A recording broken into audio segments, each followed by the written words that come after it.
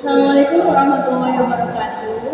Perkenalkan, saya Aulia Saharani dari Prodi Pendidikan Bahasa Arab semester 3. Untuk video kali ini, saya akan membahas tentang biografi dari salah satu tokoh teologi Islam pada aliran Ahlus Sunnah wal Jamaah, yaitu Imam Ahmad bin Hambal.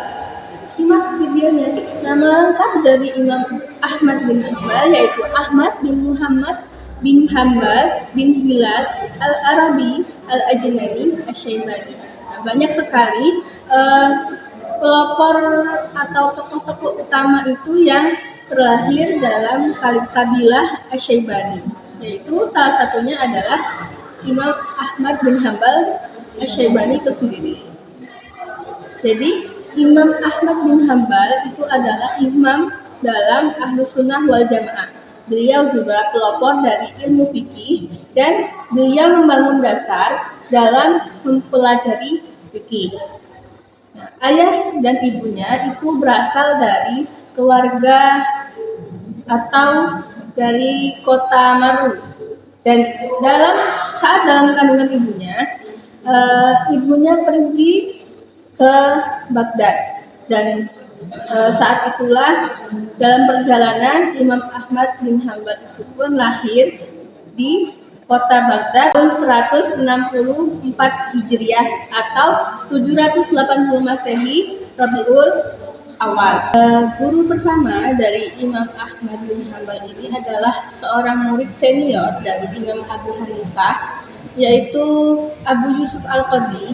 Dan setelah Imam Ahmad ini memahami prinsip mazhab Hanafi, maka beliau pindah ke berguru kepada ahli hadis dari kota Baghdad, yaitu Haytham bin Bishr.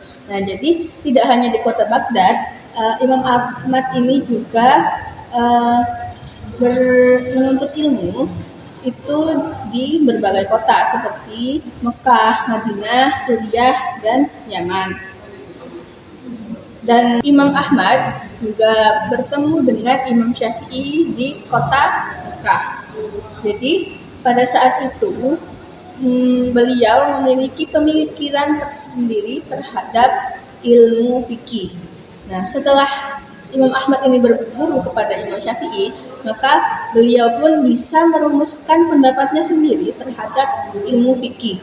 Nah, kemudian Imam Ahmad itu menjadi seorang ahli hadis sekaligus ahli fikih yang menjadi rujukan pertama bagi murid-murid dari berbagai penjuru Islam, terutama pada saat Imam Syafi'i wafat pada tahun 820 Masehi.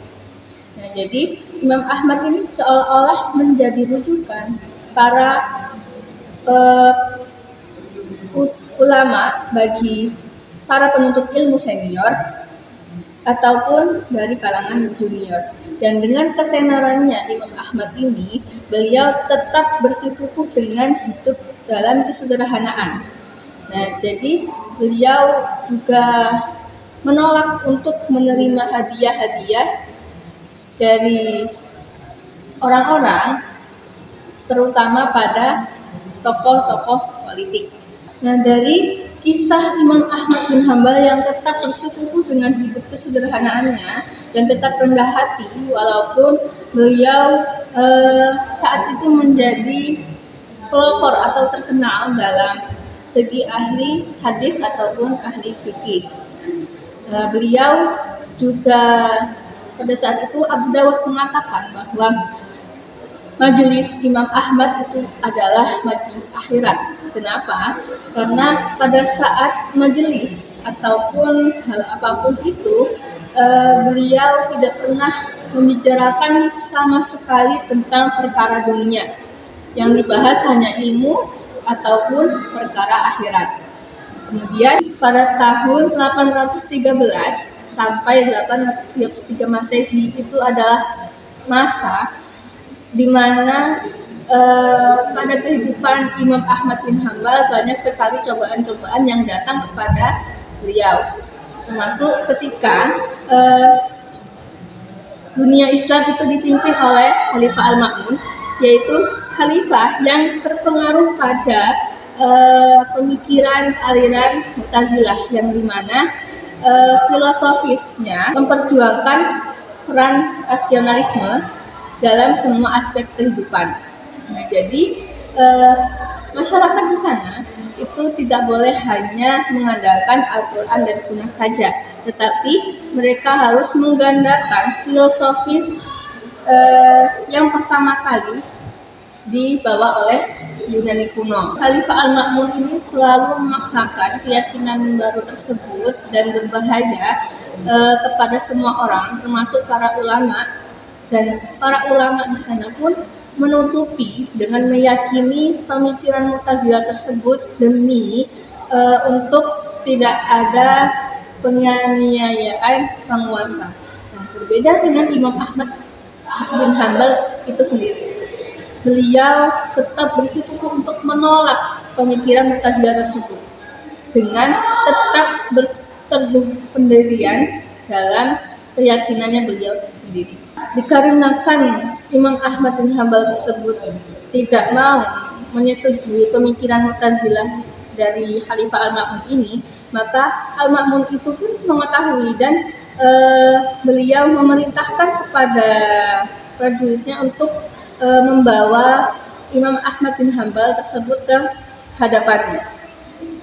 Nah, terus setelah dibawa ke hadapannya, Khalifah Al-Ma'mun ini berbicara untuk tetap tinggalkan teologi Islammu atau akidahmu dan ikutlah dengan pemikiran Mu'tazilah.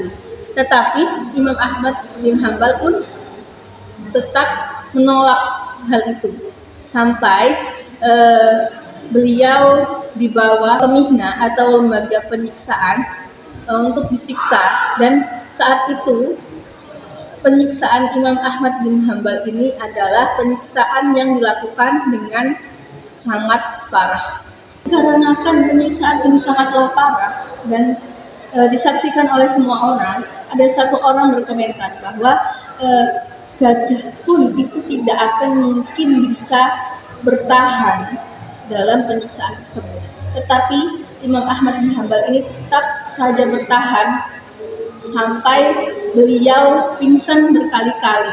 Pada akhirnya Imam Ahmad hidup lebih lama dari Khalifah Al-Ma'mun, dan pada kekhalifahan Al-Mutawakkil itu mengakhiri proses Mihna atau lembaga penyiksaan pada tahun 847 Masehi. Setelah itu Imam Ahmad dibebaskan dan diperbolehkan untuk mengajar lagi kembali. Nah, saat itulah kitab Musnad Ahmad bin Hanbal yang terkenal ditulis. Nah, jadi kemudian Imam Ahmad wafat pada tahun 855 Masehi di kota Baghdad. Kemudian Banan bin Ahmad Al-Qasbani yang menghadiri pemakaman beliau mengatakan bahwa yang mengantarkan jenazah Imam Ahmad bin Hanbal itu ada 800.000 orang laki-laki dan 600.000 orang wanita.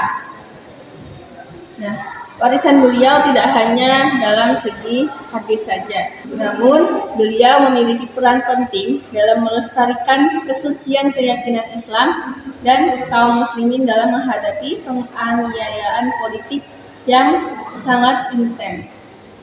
Secara historis, mazhab Imam Hambali adalah mazhab termuda dan dari ketiga mazhab lainnya.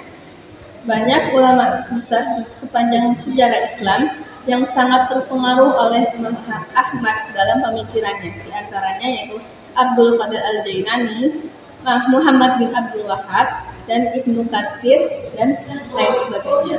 Nah, mungkin itu tadi penjelasan singkat dari saya tentang biografi Imam Ahmad bin Hanbal. Demikian video kali ini. Terima kasih sudah mendengarkan dengan baik, dan mohon maaf jika banyak kekeliruan yang saya sampaikan dari segi materi ataupun perkataan saya. Assalamualaikum warahmatullahi wabarakatuh.